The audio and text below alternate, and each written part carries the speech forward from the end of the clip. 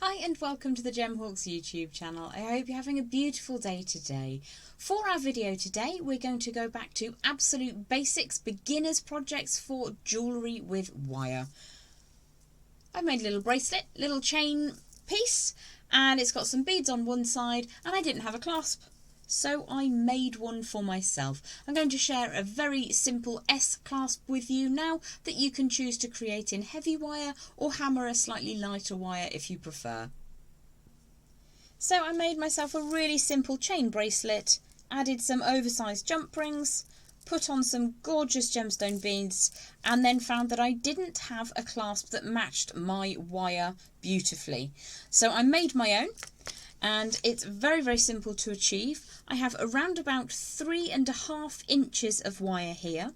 Now I'm going to demonstrate with 16 gauge, which is equivalent to 1.25 millimeter. But the piece I've created here was made with 14 gauge or 1.5 millimeter gauge wire. And at the end of today's video, I'll line those up side by side. They will both work perfectly. One is slightly easier to craft than the other. The main tool I'm going to be using, as well as the warmth of my fingers, is a set of 6-step bail makers. Now you don't have to have bail makers for this project, it just makes life ever so slightly easier. What I'm going to do is make this on the number 5 step on my bail makers, and I'm going to pop those onto the wire around about 2/3 of the way along that wire length and just fold the wire around. If I remove the pliers, you can see that we've used about 1/3 of the wire over the top. We've got about 1/3 in the centre, and there's another 1/3 yet to go. So if I flip the whole thing over, remembering to use the same size on my bail makers, I think it was the number 5. Gosh, I can't see which it is now. There we go. Number 5 is just here. So we're going to put those pliers in and just rotate that wire around. What we're looking to achieve is to have the two end points approximately symmetrically opposing each other.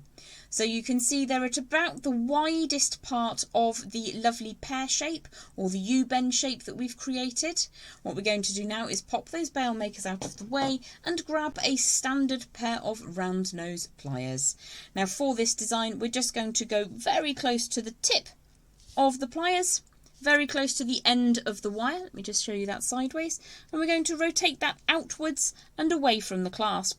In order for this to happen neatly as possible, we're looking to make very small movements and just create this little rounded form on the end. It's more like a pear drop because you get the wire coming back flat.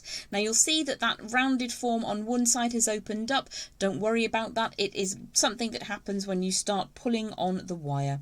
So I'm going to repeat on the piece of wire that is still straight, and I'm just going to rotate that around in several small movements, trying to keep it at approximately the same size as the one on the other side. So you'll see again that that has opened up. It's not a problem at all.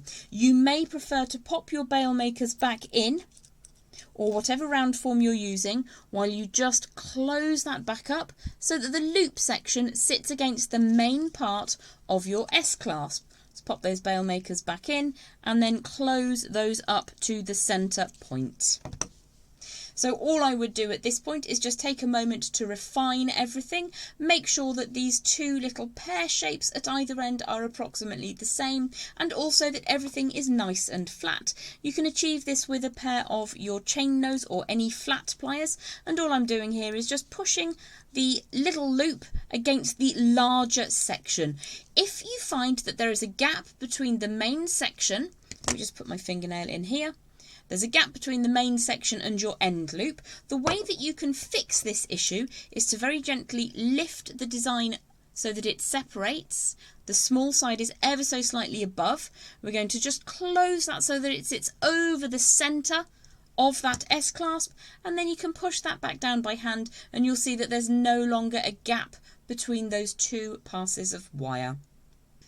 Once you've taken a second to make sure that you have that lovely S shape and that your loops are approximately diametrically opposed, so they're opposing each other on the diagonal and they're equal and opposite to one another, we're just going to give that a little bit of work hardening now to see how that all looks.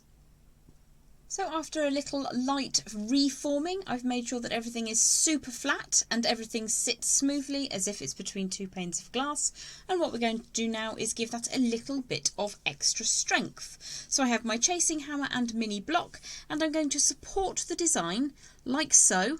So I'm putting pressure on the loop here and this side whilst I hammer around the top edge. What I'm trying to prevent is the piece opening up as we strike it with the hammer.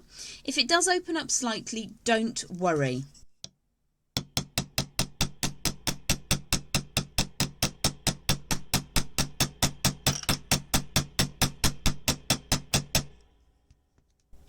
Key thing when you're hammering a wire form like this is to ensure that everything is indeed flat as if it is between two panes of glass, and that no pieces of wire are sitting on top of any other pieces of wire.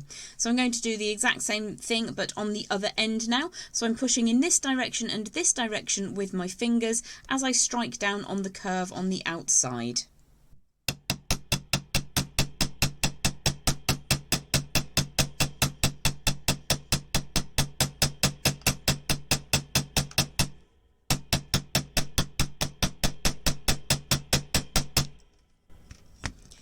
Once I've added some strength and rigidity to those outer curves, we need to add a little strength to the centerpiece.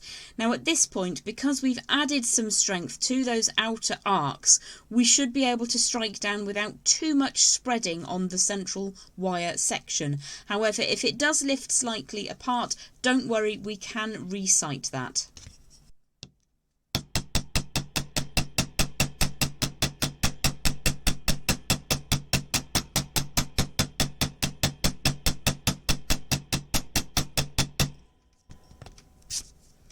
So you can see that we've had a little drift on this side and almost no drift on this side. This is a thing that happens when you're hammering, and it's very easy to very gently push into the centre. So you can see that's ever so slightly crossed over, and this is how you wouldn't hammer it. And then you can just re-sight that by pulling the end section back up. You've got a really strong and useful clasp now. This is what it looks like with the slightly heavier 1.5mm or 14 gauge wire. This was not hammered, and this is the 1.25 or 16 gauge wire that has been hammered. They will have very similar rigidity to one another. What I would say is if you're going to make something that will see a little bit of action, such as a chain bracelet, definitely go for a heavier wire or hammer, or even better, do both. I hope that you've enjoyed that absolute beginner's guide to an S-clasp in wire. Have yourself a beautiful day, and I look forward to seeing you again soon. Bye for now.